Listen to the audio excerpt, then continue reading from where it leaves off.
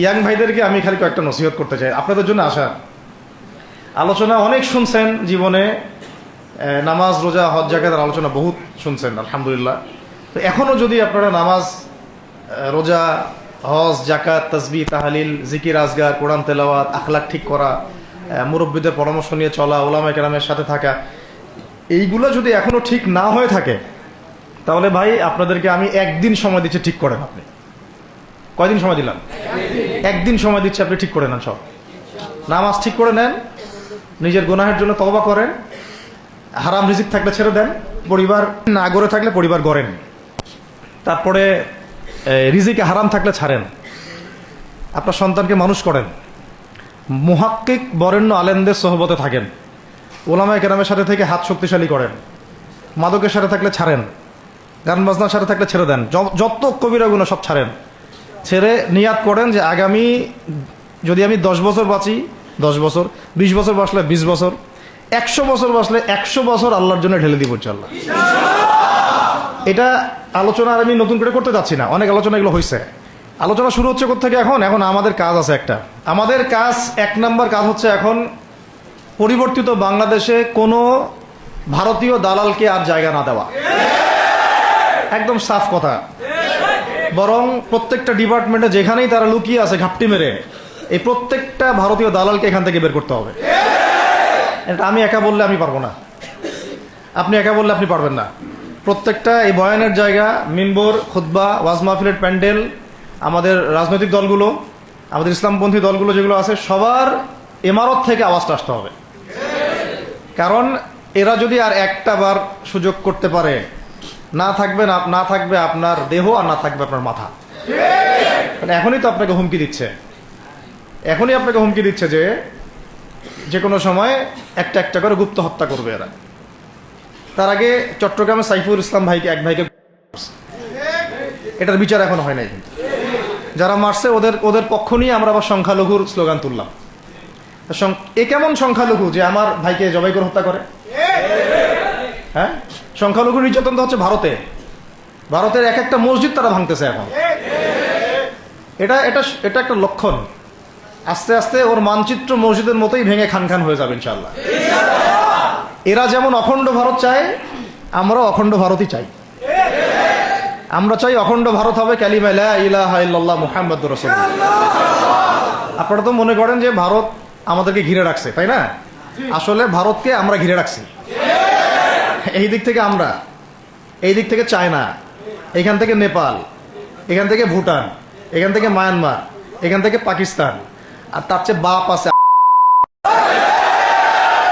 না? ওদের সাথে কেউ পারছে এই পর্যন্ত? ভাইরা নিজেদেরকে গড়ে নিচ্ছে, এখন গোছাচ্ছে। এখন কথা হচ্ছে, আমরা একটা কাপুরুষতার পরিচয় দিচ্ছি। নেপাল ওকে টাইম দেয় না, ভুটান টাইম দেয় না, মায়ানমার টাইম দেয় না, চায়না তো দেয়ই না, আর আমরা তাকে একেবারে প্রভুর আসনে বসায় রাখছি। আমরা কি দিছি? আমরা ইলিশ দেই, আমরা ট্রানজিট দেই, আমরা রেল দেই, আমরা বন্দর দেই, আমরা আর কি দেই? গ্যাস তো দেই মাশাআল্লাহ, তারপরে পণ্যগুলো তো দিচ্ছি, গার্মেন্টস দিয়ে দিচ্ছি, আমাদের প্রশাসনের মধ্যে লোকজন দিয়ে দিচ্ছি, কর্মী শ্রমিক দিয়ে দিচ্ছি। এই জন্যই তো বলি, কেন সে স্ট্যাটাস দেয় যে এই স্বাধীনতা তার স্বাধীনতা। এটাই তাহলে কারণ। তার মানে তারা আমাদের সার্বভৌমত্বটাকে স্বীকার করে না, তাই না? তারা যদি আমাদের স্বাধীনতা সার্বভৌমত্বকে স্বীকার করতোই তাহলে তো এরকম স্ট্যাটাস দিত না, দিত কি? তো এখন কথা হচ্ছে, আমরা মাথা নত করার জাতি না। আমাদের নবী মুহাম্মদ সাল্লাল্লাহু আলাইহি ওয়াসাল্লাম মাথা উঁচু করে দাওয়াতি কাজ করছেন। মার খেলেও কখনো তিনি মাথা নিচু করেন নাই। সাহাবায়ে কেরাম রাদিয়াল্লাহু আনহুম আজমাইন মাথা উঁচু করে দাওয়াতের কাজ করছেন, কারো সামনে মাথা নত করেন নাই ইল্লাল্লাহ, আল্লাহ ছাড়া। মার খেয়েছেন, হিজরত করতে হলে হিজরত করেছেন, কখনো মানুষ গালি দিয়েছে, গালি সহ্য করেছেন, কখনো মদিনা চলে যেতে হয়েছে, দেশ ছাড়তে হয়েছে, দেশ ছাড়ছেন, আবার কখনো ইসলামী রাষ্ট্র কায়েম করতে হয়েছে, রাষ্ট্রও কায়েম করছেন। জিহাদ করার দরকার, জিহাদও করছেন, কেতালের দরকার, কেতালও করছেন। আস্তে আস্তে মক্কা বিজয় করছেন, করেন নাই? সিরাত পড়তে হবে, সিরাতের ধারাগুলো আমাদেরকে বুঝতে হবে। এখন আমরা তো তার উত্তরসূরি, আমরা তাদের উত্তরসূরি। প্রথম কথা হচ্ছে আমরা আমাদের নতজানু মনোভাবটাকে আগে ত্যাগ করতে হবে, 1 নাম্বার। আর অতীতের জীবনের যে ভুল ত্রুটিগুলো দ্রুত সংশোধন করতে হবে। মানে এখন আর আমাদের হাতে অনেক লম্বা সময় আছে এমন না, বিষয়গুলো কত কি যে দ্রুত হয়ে যাবে আপনি হয়তো ভাবতেও পারবেন না। বিশ্বটা খুব দ্রুত চেঞ্জ হচ্ছে। এই অল্প সময়ের মধ্যে আপনার ভাইরা দাঁড়ায় গেছে, অল্প সময়ের মধ্যে দেখলেন যে পরিবর্তন হয়ে যাচ্ছে। তারপরে আপনি কয়দিন পরে দেখবেন ইনশাআল্লাহ যে এই আপনার অবস্থাও পরিবর্তন হবে ইনশাআল্লাহ। তখন এরা আবার কি বলবে? যোদ্ধা। তখন ঠিকই বলবে যোদ্ধা। এখন বলতেছে বিদ্রোহী বলতেছে। তো একটা বিষয় আগে বলে নেই, এটা বোঝার দরকার আছে যে দেখেন যে অবস্থা চলতেছে সেখানে কিন্তু আমাদের তাবলিগের মেহনতটা মূল না, সেখানে আমাদের মেহনতটা মূল, তাই না বিষয়টা? ওখানে তো সবাই ওখানে বোম পড়তেছে, ওখানে কি সবাই তাবলিগের মেহনত করবে? অস্ত্র হাতে নেওয়া ফরজ, এটা বোঝার জন্য আপনার তো মুফতি হওয়ার দরকার নেই। হ্যাঁ, আবার তখন কি শুধু তাবলিগটা ফরজ ছিল না ওদের হামলা প্রতিরোধ করা ফরজ ছিল? ফরজ ছিল। একই অবস্থা হয়েছে, কিন্তু বাংলাদেশে এখন সেই অবস্থাটা নাই। কিন্তু বাংলাদেশে তাবলিগের মেহনত, আমর বিল মারুফ নাহি আনিল মুনকারের মেহনত তো চলবে, মানে তাবলিগের মেহনত, দাওয়াতের মেহনতটা চলবে। যদি যদি কখনো বাংলাদেশে দেখা যায় যে দেশের শত্রুরা বা দিনের শত্রুরা বা উগ্রবাদীরা এই দেশের স্বাধীনতা সার্বভৌমত্বের উপর আক্রমণ করে, তখন কি আমাদের উপরে জিহাদ ফরজ হবে কিনা? এখন যদি তাই হয়, এখন আপনাদের কি মনে হয় এটার সম্ভাবনা আছে না নাই? এটুকু ইন্টেলেকচুয়াল অবস্থা তো আপনাদের আছে, এটার সম্ভাবনাও হতে পারে, আজ হোক কাল হোক, হতেই পারে। তখন আমার প্রিপারেশনটা কি হবে সেটা আমাকে এখন জানতে হবে। আমার প্রিপারেশনটা কি হওয়া উচিত? প্রথম প্রিপারেশন হওয়া উচিত আগের সমস্ত জিন্দগিতে যা করছি নিজেকে আল্লাহর দিকে ফিরাই নিয়ে আসে। এটা প্রথম কাজ। যে আল্লাহর দিকে ফিরে আসে নাই, তার সাথে না জিহাদের সম্পর্ক আছে না কিতালের কোনো সম্পর্ক আছে, সে তো আল্লাহর পথেই নাই। তো প্রিয় যুবক ভাইরা, আগে প্রথম কথা হচ্ছে আগে আপনি আল্লাহর দিকে ফিরে আসেন, 1 নাম্বার। দ্বিতীয় কথা হচ্ছে এরপরে আমাদের প্রয়োজন শারীরিক প্রস্তুতি। শারীরিক প্রস্তুতি যেমনটা বললাম যে কোনো অবস্থাতেই আলেম ওলামাদেরকে, দায়ীদেরকে, মুফতিদেরকে, মুহাদ্দিসদেরকে, মাদ্রাসার শিক্ষকদেরকে, খতিবদেরকে ভিতরে ঢুকতে দেওয়া যাবে না। কারণ আপনাদেরকে যদি ভিতরে নিয়ে যাওয়ার স্কোপ পায় তারা নতুন করে আবারও কেউ, তাহলে আর সুস্থ রাখবে না, তো ফিজিক্যালি আপনি ঠিক থাকতে পারবেন না। অতএব একটা সামাজিক প্রতিরোধ গড়ে তুলতে হবে সবসময়। মানে একটা এলাকার মধ্যে একজন আলেম আছেন, সেই আলেমকে এলাকা থেকে নিতে পারবে না, তাকে নেওয়ার আগে 100 জনের উপর গুলি চালাইতে হবে, এমন একটা মুভমেন্ট থাকতে হবে। প্রতিবাদ না করলে আপনি বান্দরবনে যান, বান্দরবনের পাহাড়ি এলাকায় গিয়ে কোন একটা পাহাড়ি লোককে উঠাই নিয়ে আসেন, দেখি কত বড় সাহস আছে আপনার। আর্মি পর্যন্ত পারে না। কে পারে না? সেনাবাহিনী পারে না। পারে? পাহাড়িরা ওখানে ঐক্যবদ্ধ হয়ে যায়, ওদের মহিলারা ঝাড়ু নিয়ে সামনে চলে আসে। এই আমাদের বান্দরবনের কথা বলতেছে। ওখানে যে কুকিচিং একটা ফ্রন্ট গঠন করছে সশস্ত্র বিদ্রোহীরা, ওই অংশটুকুকে নিয়ে একটা মাস্টার প্ল্যান আছে ওদের।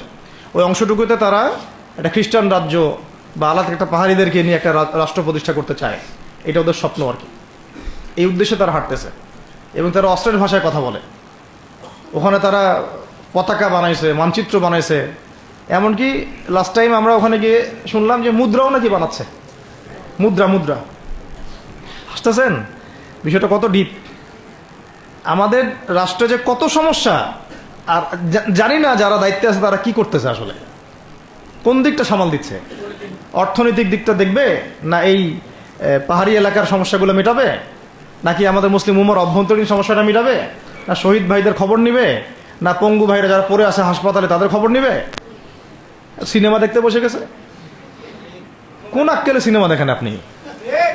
আপনার সিনেমা দেখার সময় কোথায়? আপনার সিনেমা দেখার সময় কোথায়? এই যে যতগুলো ভাই শহীদ হয়েছে তাদের পরিবারের খোঁজখবর নেওয়া লাগবে না? এবং যতগুলো ভাই এখন হাসপাতালে কাতরাচ্ছে তাদের সঙ্গে হাজার হাজার ছাত্র ভাই, তাদের চিকিৎসা করানো লাগবে না? যত মানুষকে গুম করা হয়েছে ওদেরকে মুক্ত করা লাগবে না?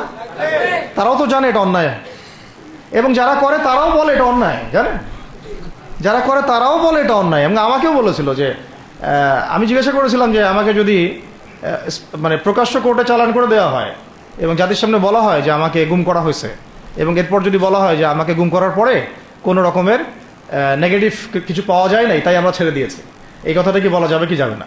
তারা বলছে যে না, এটা বলা যাবে না, কারণ এই কাজটা তো মানবতা বিরোধী অপরাধ, এটা করলে তো বললে তো সবাই আবার বুঝে ফেলবে। তো এই হলো অবস্থা। ওখানে আমরা বুঝেছি যে বাংলাদেশের প্রশাসনে দুইটা ভাগ আছে। একটা ভাগ হচ্ছে মারাত্মক রকমের ইসলাম প্রিয় এবং দেশপ্রেমিক, মাশাআল্লাহ, আমরা তাদেরকে স্যালুট জানাই, মাশাআল্লাহ।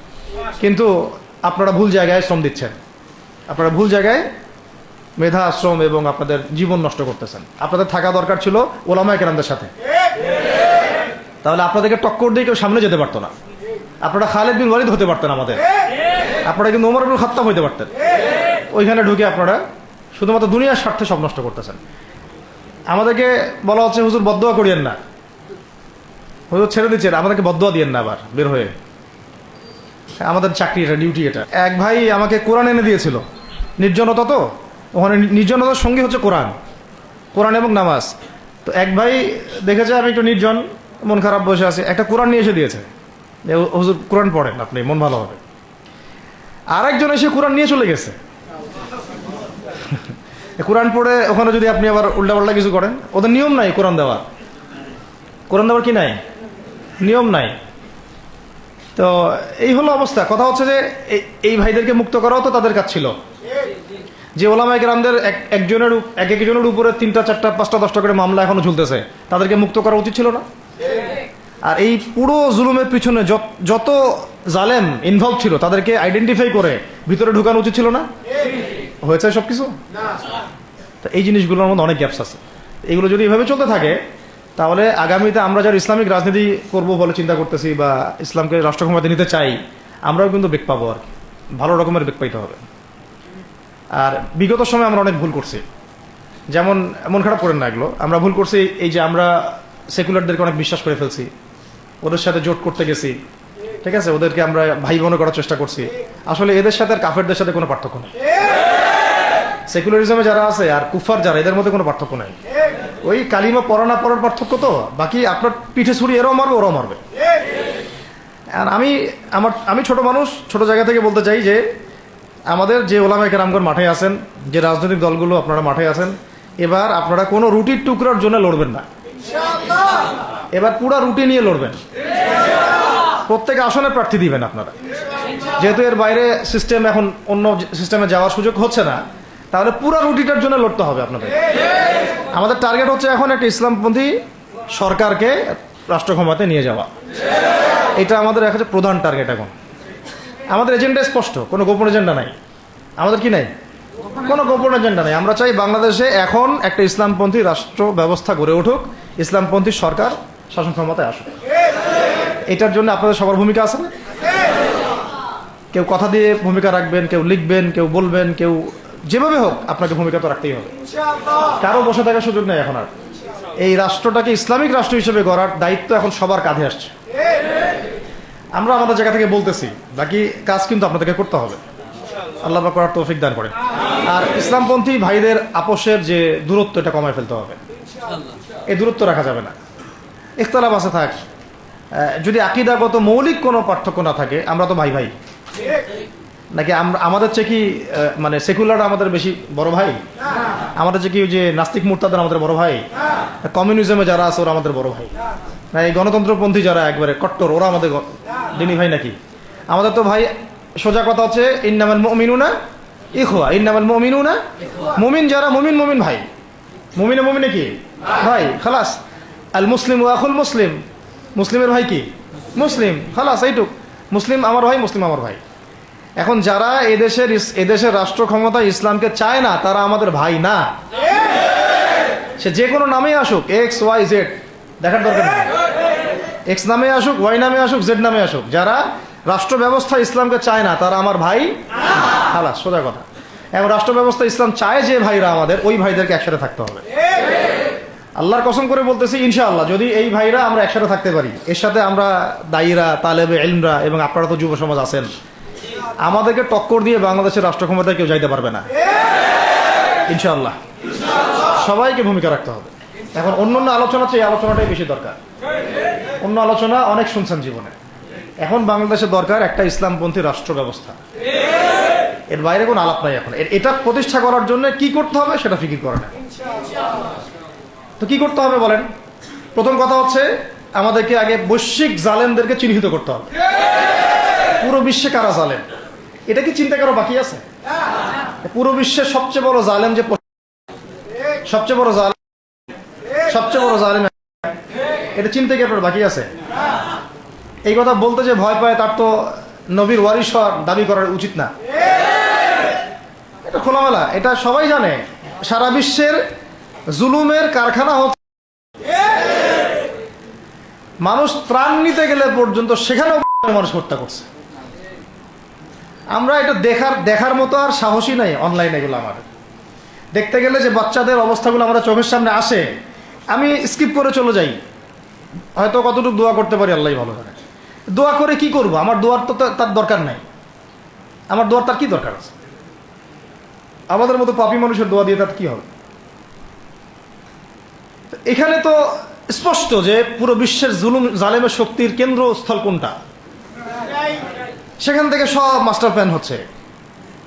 আর যদি ওই কোনো সেবা দাসকে আমরা ক্ষমতায় নিয়ে আসি, আমাদের ভুল হবে না? ছাত্র ভাইরা এই ভুলটা করছে, ছাত্র ভাইরা ভুলটা করছেন, কারণ আপনাদের দিনের জ্ঞানের বুঝের কারণে করছেন, বুঝের অভাবের কারণে করছেন।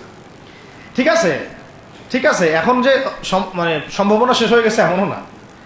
আর এখন সবাই প্রতিবাদের ভাষায় কথা বলতে পারে। একটা রেভলিউশন ঘটানোর মতো সিচুয়েশন বাংলাদেশে আছে। অন্তত পক্ষে আমাদের ভাইদের মধ্যে আমরা দেখেছি, ছাত্র ভাইদের মধ্যে সাহস তো মাশাআল্লাহ অবশ্যই আছে, ডেডিকেশন আছে, জীবন দেওয়ার মানসিকতা আছে। তাদেরকে খালি নার্সিং করতে হবে, জীবনটা যেন ভুল পথে না যায়। এখন আবু সাঈদের রক্তের উপর দাঁড়ায় যদি কোনো সেকুলার ক্ষমতায় আসে, তাহলে এটা আবু সাঈদের রক্তের সাথে গাদ্দারি হচ্ছে। এই মুগ্ধদের রক্তের উপর সিঁড়ি বানায় যদি কোনো জাতীয়তাবাদীরা আর ওই সেই গণতন্ত্রপন্থীরা, ওই ইসলামের দুশ্মনরা, ওই ভারতের দালালরাই যদি ক্ষমতায় আসে, তাহলে এটা ওদের রক্তের সাথে গাদ্দারি হচ্ছে। এই গাদ্দারির মাফ হবে না। এইটা পলাশির যুদ্ধের চেয়ে বড় মির্জাফরি হয়েছে, এটা ৭১-এর চেয়ে বড় রাজাকারী হয়েছে। আপনারা বলেন যে দেখেন, ভালো করে বুঝেন, গুম হয়েছে এক শ্রেণী, আমার কথা মন খারাপ করে না, এক শ্রেণী হয়ে গেছে, এক শ্রেণী শাপলা চত্বরে রক্ত দিছে, তাই নাই? এক শ্রেণী ওলামায়ে কেরাম মামলা নিয়ে ঘুরে বেড়াচ্ছে মাথার উপরে, এক শ্রেণীর ছাত্র ভাইরা রাস্তায় শহীদ হলো, আর এক শ্রেণীর ছাত্র ভাইরা পঙ্গু হয়ে হাসপাতালে বেডে পড়ে আছে। ক্ষমতায় গেছে কারা? নতুন এক শ্রেণী। হ্যাঁ, এবং ওখানে এমন কিছু মানুষ আছে যাদের সাথে আন্দোলনে কোনো সম্পর্কই ছিল না, সম্পূর্ণ উড়ে এসে জুড়ে বসছে তারা। তাহলে এখানে ইসলামিক রাজনৈতিক দলগুলোকে সামনে রাখা যাইতো, তাদের থেকে তো উপদেষ্টা একটাও নেয় নাই। জামাত ইসলাম থেকে একটা উপদেষ্টা নিছে কিনা? হেফাজত ইসলাম থেকে কোনো উপদেষ্টা নিছে কিনা? আমাদের চরমনায় থেকে একটা উপদেষ্টা নিছে কিনা বলেন? তার মানে রাষ্ট্র গঠনে আমাদের কোনো ভূমিকা নাই না। আমাদেরকে বুঝাইছে যে আপনারা পরে আসেন, ইলেকশন দিব, তখন আপনারা ইলেকশন লইলেন। ইলেকশন সে কবে দেয় সেটাও দেখেন, আদৌ দেয় কিনা সেটাও দেখেন। কাকে বিশ্বাস করবেন আপনি? বিশ্বাসটা করবেন কাকে? যখন মোস্তফা সরোয়ার ফারুকের মধ্যে একজন উপদেষ্টা হচ্ছে, বিশ্বাসটা আপনি করবেন কাকে? সারা জীবন মানুষকে পরকে শিখাচ্ছে, তার কোন যোগ্যতায় সে উপদেষ্টা হচ্ছে? আচ্ছা, একটা কাজ করেন, এটা উপদেষ্টা করার জন্য একটা পরীক্ষা নেন না, দেখি বিসিএস এর মতো, দেখেন না এটা পাস করে কিনা। অথবা আপনি একটা কাজ করেন, ইসলামিক সেন্সের পরীক্ষা নেন, দেখেন কুরআন তেলাওয়াত করতে পারে কিনা। কিসের ভিত্তিতে হলো? তো এই যে এই সমস্যাগুলো থেকে গেছে, তারপরেও যা হয়ে গেছে হয়ে গেছে। এখন আমাদের যেটা কথা সেটা হচ্ছে, আমরা তো আর কোনো বিদ্রোহে যেতে চাই না, আমরা যে শান্তিপূর্ণভাবে ইসলাম প্রতিষ্ঠা করতে। কিন্তু প্রয়োজনে যদি তারা মানে আমাদের উপর জুলুমের ভাষা বেছে নেয়, তাহলে আমরা অবশ্যই এবার প্রতিবাদের ভাষা বেছে নেব ইনশাআল্লাহ।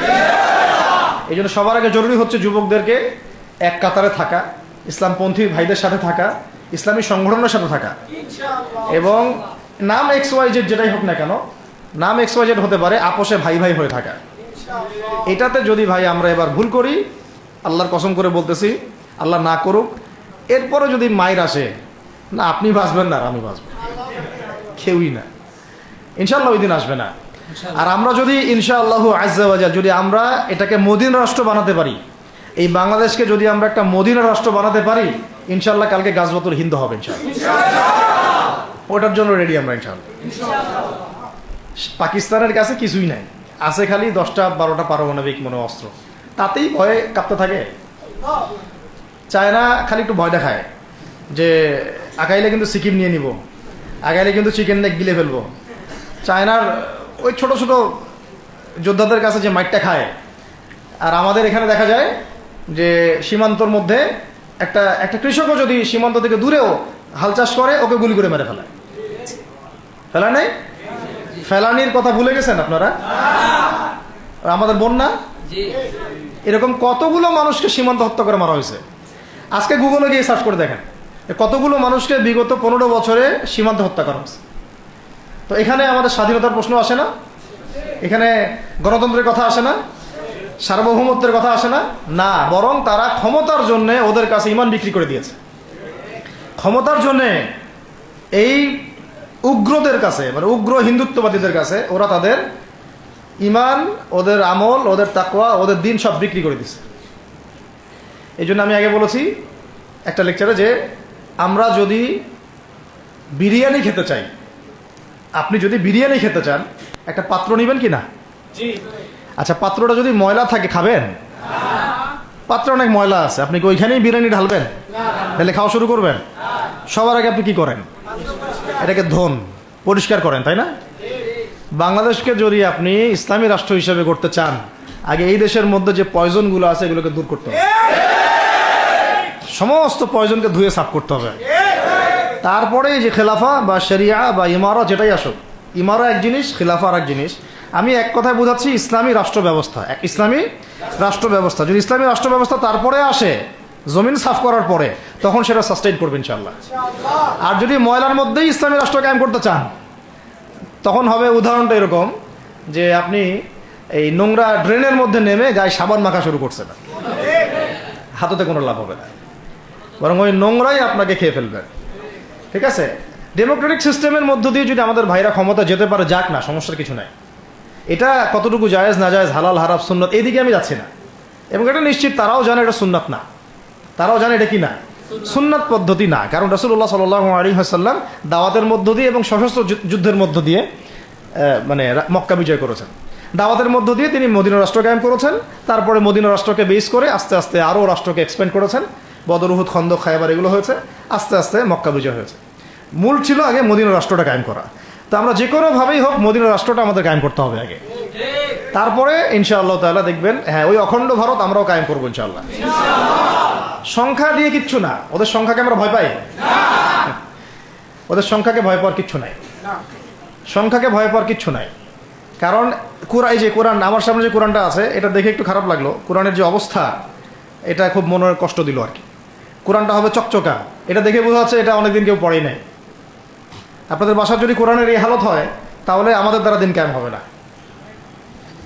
আপনার কোরআনের হালত হবে এমন যে কোরআনে এক বিন্দু পরিমাণ কোনো ময়লা নাই, প্রত্যেকদিন আপনার হাতের স্পর্শেই ময়লা দূর হয়, তখন এই কোরআন আপনার পক্ষে কথা বলবেন ইনশাআল্লাহ। তো ভাই, কোরআনের কাছে চলে আসেন, আর দেরি করেন না, সময় নাই। আল্লাহ পাক সবাইকে কবুল করেন, আমিন। এই মসজিদগুলোকে কাজে লাগান, এখানে তালিমি বৈঠক চালু করেন প্রত্যেক সপ্তাহে। আমি যদি প্রত্যেক মাসে রংপুরে আসি, প্রত্যেক মাসে সময় দেবো ইনশাআল্লাহ। আপনারা এখানে ইমাম ঠিক করেন, খতিব ঠিক করেন, এবং ওই যে টিচার ঠিক করেন, করে আপনারা কোরআন শিক্ষার ব্যাচ চালু করেন, কোরআনের তাফসীরের ক্লাস চালু করেন, তারপরে তুলনামূলক আরবি ভাষা শিখেন। মানে এগুলো শিখে নেন তাড়াতাড়ি, সময় নাই এগুলো, আমাদের হাতে সময় কম। এগুলো আজকে থেকে 10 বছর আগেই শেখা উচিত ছিল, তাই না? কিন্তু আমাদের এই সেকুলার শিক্ষা ব্যবস্থা আপনার জীবন থেকে 20 বছর কেড়ে নিছে। 20 বছর পড়াশোনা করার পরে আমি চ্যালেঞ্জ করতেছি, এই যে লাখ লাখ টিচারকেও যদি আপনি কোরআন তেলাওয়াত ধরেন, সহি বলতে পারে না, অথচ তারা জাতির শিক্ষক হয়ে বসে আছে। তো সেকুলার শিক্ষা ব্যবস্থাটা আমাদের জীবন থেকে পুরা ইসলামের হকটাকে নষ্ট করে ফেলছে। আপনার অধিকার ছিল যে আপনি একজন স্কুলের স্টুডেন্ট, আপনি কোরআন পড়তে পারবেন। আপনি একজন কলেজের স্টুডেন্ট, আপনি কোরআনের তাফসীর করতে পারবেন। আপনি একজন ইউনিভার্সিটি পাস করেছেন, আপনি হাদিসও পড়তে পারবেন, এবারও তো দিতে পারবেন, এরাও দিতে পারবেন। এটা আপনার হক ছিল, কিন্তু এই হকটা নষ্ট করছে কারা? এই সেকুলার শিক্ষা ব্যবস্থা নষ্ট করে ফেলছে। এখন তো কিছু করার নাই, তো এটাতে আমাদের দোষ কি? আমাদের দোষ হচ্ছে আমরাই তো তাদেরকে ভোট টোট দিয়ে উপরে উঠেছিলাম। আমাদের বাপরা উঠাইছে, আমাদের বাবারা উঠাইছে, তার বাবার উঠাইছে। তা আমরা তো ওই সময় ইনসাফ করি নাই, ফল আমাদেরকে ভোগ করতে হয়েছে। আপনি এই প্রসঙ্গটা দুটো কথা বলেই ফেলি, নাহলে আমি মানে হকাদায় হয় না। একটা মুসলিম ঘরের ছেলে, তার অধিকার নাই প্রাইমারি স্কুলে গিয়ে সে কোরআন শিখবে? আচ্ছা, আমাদের মৌলিক অধিকার কি? খাদ্য, বস্ত্র, বাসস্থান, শিক্ষা, চিকিৎসা, 5টা বলি না? তো কোরআন আমার মৌলিক অধিকার না? মুসলিম পরিবারের সন্তান আমি, কোরআন আমার মৌলিক অধিকার না? তারপর প্রাইমারি স্কুল আপনাকে শিখায় নাই, হাই স্কুল আপনাকে শিখায় নাই, এমনকি কারমাইকেল শিখাইছে আপনাকে, বেগম রোকেয়া বিশ্ববিদ্যালয় শিখাইছে? এরাও শিখায় নাই।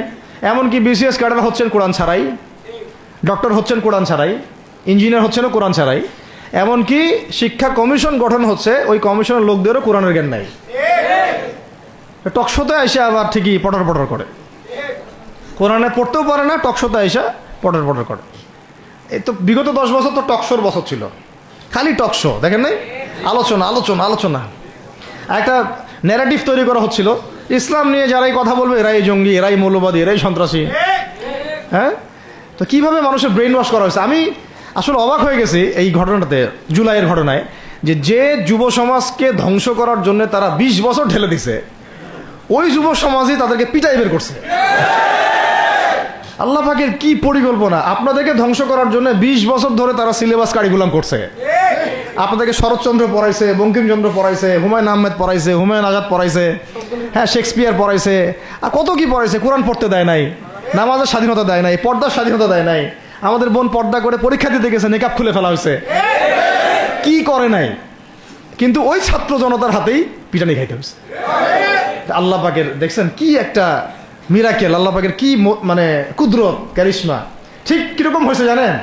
ঘটনাটা হয়েছে এরকম যে ফেরাউনের ঘরেই মুসা আলাইহিস সালামকে আল্লাহ পাক বড় করছে। মাশাআল্লাহ। তো আপনাদেরকে ধ্বংস করার জন্যই কিন্তু এই পলিসিগুলো অ্যাপ্লাই করা হয়েছিল। এখন যে আল্লাহ পাকের রহমতে আপনারা বিপদে যান নাই, আলহামদুলিল্লাহ। এখন যেটা আল্লাহ পাক বোঝার তৌফিক দিচ্ছেন, দেখেন আপনারা কোরআন শিখতে পারতেন, এখানে পারেন নাই।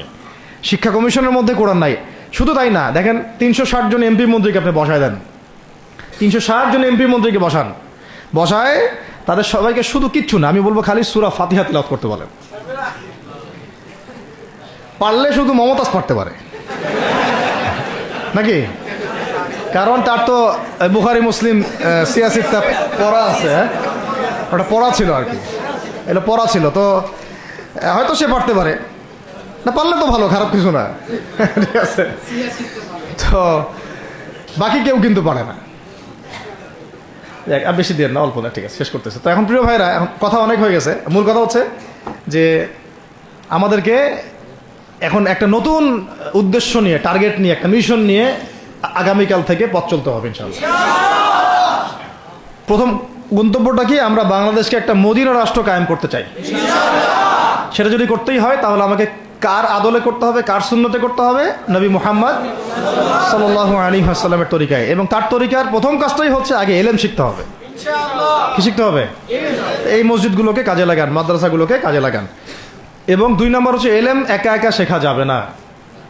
ইলম একা একা শেখা যাবে না। 20 বছর তো আপনি একা পড়াশোনা করেন নাই, প্রতিষ্ঠান ছিল, ওস্তাদ ছিল, তাই না? টিচার ছিল, আপনার একাডেমিক কারিকুলাম ছিল। ঠিক ওইরকমই দিনের ইলমও একা একা শেখা যাবে না, ওস্তাদ লাগবে।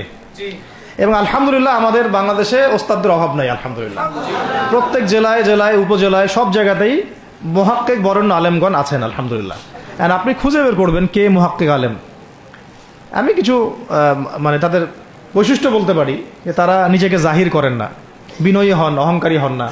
তারা এত বেশি আইওয়া শোডাউন এত পছন্দ করেন না, নিজেকে আড়াল করার চেষ্টা করেন, হক কথা বলতে তারা ভয় করেন না। এবং তারা অনেক গভীর জ্ঞানের অধিকারী হওয়া সত্ত্বেও অনেক বেশি বিনয়ী হন আর কি। এগুলো দেখে আপনি চিনবেন, ঠিক আছে? আমাদের সালাফরা তো বলতেন যে মুহাক্কিক মানুষকে পাবেন 2 জায়গায়, এক হচ্ছে মাটির তলে, আর একটা হচ্ছে জেলখানায়, ঠিক আছে? তো যাই হোক, এখন অনেক বরেণ্য উলামায়ে কেরাম আমাদের সমাজে আছেন। তাদের যে কারোর সাথে অন্তত একজনের সাথে নিসবত রাখেন, অন্তত একজনের সাথে নিসবত রাখেন, ঠিক আছে? তো এটা আমাদের সৌভাগ্য, আলহামদুলিল্লাহ, যে বাংলাদেশে বহু মাদ্রাসা, বহু কওমি মাদ্রাসা, আলিয়া মাদ্রাসা, অনেক ধরনের মাদ্রাসা আছে। কিছু সংকীর্ণতা বা কিছু সমস্যা আমাদের মধ্যে থাকতে পারে, এটা যে কোনো জায়গায় থাকতে পারে, কিন্তু আলহামদুলিল্লাহ এই খেদমতটুকু আছে বলেই এখন পর্যন্ত দিন ইসলামকে তারা মিটাইতে পারে নাই, আলহামদুলিল্লাহ। তো এলেম শিখবো 1 নাম্বার। 2 নাম্বার হচ্ছে এলেম মুহাক্কিক কোন আলেমের সোহবতে শিখবো, একা একা শিখবো না। 3 নাম্বার হচ্ছে যা শিখবো আমলে নিয়ে আসতে হবে। কি বললাম? যা শিখবো আমলে নিয়ে চলে আসতে হবে, ফেলে রাখা যাবে না। আল্লাহ আমাকে তৌফিক দেন, আপনাদের সবাইকে তৌফিক দান করেন।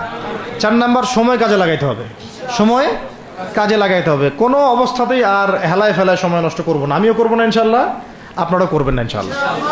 5 নাম্বার হচ্ছে নিজের প্রতিভাকে খুঁজে বের করবেন। সবাইকে আল্লাহ কিছু না কিছু প্রতিভা দিয়েছেন, প্রতিভা খুঁজে বের করে ইসলামের জন্য কাজে লাগাবেন। 6 নাম্বার হচ্ছে যাদের রিজিক হালাল তাদের তো আলহামদুলিল্লাহ কোনো সমস্যা নেই, যাদের হারাম রিজিক আজকে ছাড়তে হবে। কোনো সুদের সাথে সম্পৃক্ত থাকা যাবে না, কোনো ঘুষ, কোনো দুর্নীতি, কোনো মাপে কম দেওয়া, কোনো হারামে আমি খাবো না, আমি কোনো হারামের কাছে যাব না। আর উত্তরবঙ্গের বড় বড় ফেতনাগুলোর মধ্যে এই সুদী এনজিওদের ফেতনাও আছে, কাদিয়ানিদের ফেতনাও আছে, তাই না? তারপরে আপনার এই যে ইসাই মুসলিমদের একটা ফেতনা আছে না, একটা ফেতনা আছে। তারপরে এই আপনার বিড়ি ফ্যাক্টরি, তামাক ফ্যাক্টরির এগুলা ফেতনা আছে হারাম খাওয়ার। আবার নতুন করে ইসকনের ফেতনাও উত্তরবঙ্গে দেখা যাচ্ছে। তো এই ফেতনাগুলোকে চিহ্নিত করে আপনাকে বেঁচে থাকতে হবে এবং রিজিকটাকে হালাল করে ফেলতে হবে, ঠিক আছে? এর পাশাপাশি হচ্ছে 6 নম্বর বলবো যে পরিবারগুলো গড়ে তুলতে হবে। প্রত্যেকটা পরিবার হবে একটা দুর্গ, মানে আমার পরিবার হচ্ছে আমার একটা ইসলামিক রাষ্ট্রের মতো। এই পরিবারের মধ্যে অনইসলামিক কোনো কাজ চলে না। পরিবারের মালিক কি? আমি না? এখানে কি রাষ্ট্র আমাকে হস্তক্ষেপ করতে পারবে? তা আমার পরিবার আমার কন্ট্রোলে চলবে, একদম ইসলামিক অনুশাসন অনুযায়ী চলবে, ডানে বামে নড়তে পারবে না। এভাবে আপনাকে শক্ত থাকতে হবে। 7 নম্বর হচ্ছে এখন থেকে তাবলিগের কাজ সবাইকে করতে হবে। কতটুকু করবেন? যতটুকু আপনি জানেন, যতটুকু আপনি জানেন। যেটা জানেন না ওইটা নিয়ে কথা বলার দরকার নেই। আর সমাজে কিছু ইখতলাফি মাসালাগুলো আছে যেগুলোকে নিয়ে কিছু মানে মোটা বুদ্ধির মানুষেরা আর কি মসজিদগুলো ভাগ করে ফেলে, ঠিক আছে? এই পাল্লায় পড়া যাবে না। ইখতলাফি মাসালাগুলো সাহাবীদের যুগ থেকেই ছিল, এগুলো নিয়ে মতবিরোধের সুযোগ নাই। এটা তার কাছে এই মাসালাটা অথেন্টিক মনে হয়, সে আমল করতেছে, করুক। আমার কাছে এই ফিকহের আলোকে এটা বেশি অথেন্টিক মনে হয়, আমি এটা আমল করতেছি। এগুলো নিয়ে কোনো রকমের আর দ্বন্দ্বে যাবেন না। বরং আমরা এখন ঐক্যবদ্ধ হব কিসের ভিত্তিতে? আমরা ঐক্যবদ্ধ হব আকীদা, আমল এবং মানহাজের ভিত্তিতে। আমাদের আকীদা আহলুস সুন্নাহ ওয়াল জামাআর আকীদা থাকবে, আমল থাকবে সাহাবীওয়ালা আমল, এবং মানহাজ থাকবে আমরা সালাফদের আদলে বাংলাদেশে দিন কায়েম করতে চাই, খালাস। আর যারা দিন কায়েমের কথা বলবে না ওদের সাথে আমার ঐক্য হবে না। কি হবে? দিন কায়েমের কোনো ফিকির নাই, তার সাথে আমার ঐক্য হবে কিভাবে? তার ফিকির আছে শুধু মসজিদ নিয়ে আর অন্য কিছু নিয়ে, তার দল নিয়ে বা তার মানে আরও তো আছে অনেক কিছু আর কি, এইগুলো নিয়ে। তো ওইগুলো বাদ দিলাম। এই আমর বিল মারুফের কাজ সবাইকে করতে হবে এবং একই সাথে সবাইকে এখন থেকে প্রতিবাদী হতে হবে, অন্যায়ে নিষেধ করতে হবে। এলাকায় অন্যায় হতে দিবেন না আপনারা। এলাকার মধ্যে জুয়া খেলবে কেন? আপনারা প্রতিবাদী হবেন। এখানে গাঁজা খাবে কেন? আপনি প্রতিবাদী হবেন। মাদকের আকারা হবে কেন? আপনারা প্রতিবাদ করবেন। এখন তো আপনি পুলিশ প্রশাসনের অপেক্ষায় বসে থাকার সময় নাই তো এখন আপনার। একজন নেককার, মুত্তাকি, পরহেজগার মানুষ প্রত্যেকটা এলাকায় থাকা দরকার। আপনাদের মধ্যে একটা জামাআ বা কমিউনিটি থাকা দরকার, মানে একটা অ্যাসোসিয়েশন থাকা দরকার যারা ওই এলাকাকে সংস্কারের কাজ করবে ইনশাআল্লাহ। অথবা বৃহত্তর সংগঠন যেগুলো আছে বাংলাদেশে তাদের অঙ্গ সংগঠন হিসেবে আপনারা কাজ করতে পারেন। আল্লাহ পাক তৌফিক দান করেন। মানে একটা চেইন অফ কমান্ড গড়ে তুলতে হবে দেশব্যাপী। এটা অলরেডি আছে এবং নতুন করেও যদি কেউ চায় যে আমি কিছু অ্যাসোসিয়েশন করব যেটা আমর বিল মারুফের কাজ করবে, নেহিল মুনকারের কাজ করবে, তাহলে এটাও করতে পারেন ইনশাআল্লাহ। আর এর সাথে আমি বলবো যে আমাদের জান, মাল, সময়, শ্রম, কয়টা কথা বললাম? জান, মাল, সময় এবং শ্রম। জান, আমাদের মাল, আমাদের সময়, আমাদের শ্রম, এই 4টা জিনিসকে আল্লাহর জন্য ওয়াকফ করে দিতে হবে। দুনিয়াতে মুসাফির আমরা, দুনিয়াতে কি আমরা মুসাফির। আমাদেরকে পাঠানোই হয়েছে আল্লাহর ইবাদত করার জন্য। এবং শুধু একা ইবাদত করবো কেন? আমি কি স্বার্থপর? আমার পরিবারটাও করতে হবে। এবং শুধু পরিবার কেন করবো? আমার সমাজটাও করতে হবে, আমার রাষ্ট্রটাকেও করতে হবে। কারণ রাষ্ট্রীয় কাঠামোতে ইসলাম না থাকলে আমি সমাজ চেঞ্জ করতে পারবো না। আসলে সহজ কথা, সব কথা কিন্তু ওই গোড়াতে গিয়ে ঠেকতেছে। কারণ রাষ্ট্র ব্যবস্থায় যদি ইসলাম না যায়, রাজনীতির মধ্যে ইসলাম যদি না যায়, এবং একটা ইসলামিক শরিয়া ভিত্তিক বা ইমারা ভিত্তিক রাষ্ট্র যদি কায়েম না হয়, এই শব্দগুলো হয়তো তারা বুঝে না। মানে ইসলামী একটা রাষ্ট্র ব্যবস্থার কাঠামো যদি না থাকে, তাহলে আপনি ব্যাংকিং সিস্টেমকে সংস্কার করতে পারবেন না, সুদের মধ্যে সংস্কার আনতে পারবেন না, শুধু এনজিওর বিরুদ্ধে আপনি কোনো পদক্ষেপ নিতে পারবেন না, আপনি সমাজের এই যে ফাসাদ, নোংরামি, এগুলো বন্ধ করতে পারবেন না, আপনি এই যে কাদিয়ানি মতবাদের বিরুদ্ধে কিছু করতে পারবেন না, ওদের অর্থনৈতিক ডানা আপনি কাটতে পারবেন না, ওদের পলিটিক্যাল সাপোর্ট আপনারা কাটতে পারবেন না। তারপরে ওই জায়গায় ইসলাম না গেলে এই সাংস্কৃতিক আগ্রাসনগুলো কাটাতে পারবেন না।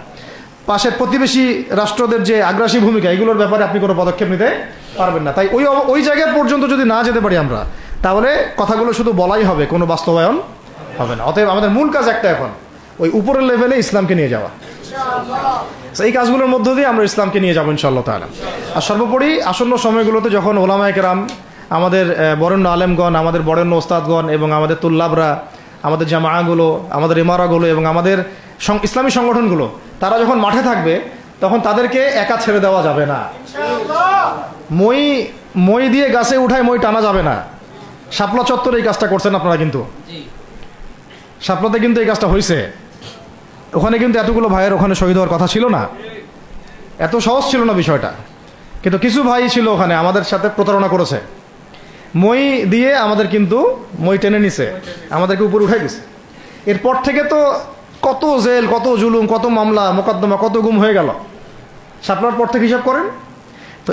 এবার এই ভুলগুলো আর করতে যায় না, এই মুনাফিকিগুলো আর কেউ করতে যায় না। আল্লাহর ওয়াস্তে আপনারা ওলামায়ে কেরামদের সাথে থাকেন, হাত শক্ত করেন, মই দিয়ে আবার গাছে উঠায় মই টানে নিয়েন না। আমি কি বুঝাতে পারছি? বুঝতে পারি নাই মনে হয়। অর্থাৎ ওলামায়ে কেরামগণ যখন মাঠে থাকবেন, ইসলামী সংগঠনগুলো যখন মাঠে থাকবে, আপনাদেরকে আমরা পাশে চাই। পাশে পাবো তো ইনশাআল্লাহ। আল্লাহ পাক যেন আমাদের সবার এই আওয়াজকে কবুল করেন। আমি আল্লাহ পাক আমাদেরকেও কবুল করেন, আমাকে কবুল করেন, আপনাদের সবাইকে কবুল করেন। আমাদের গন্তব্য একদম স্পষ্ট, হয় খেলাফা না হলে শাহাদা, হয় খেলাফা না হলে শাহাদা। ইনশাআল্লাহ তাআলা দুটোর যেটাই হোক না কেন আমরা সফল। আল্লাহ পাক আমাদের সবাইকে কথাগুলো বোঝার ও আমল করার তৌফিক দান করেন। أقول قولي هذا أستغفر الله لي ولكم ولسائر المسلمين. بارك الله لنا ولكم بالآية الحكيم إنه تعالى جواد كريم والرؤوف الرحيم.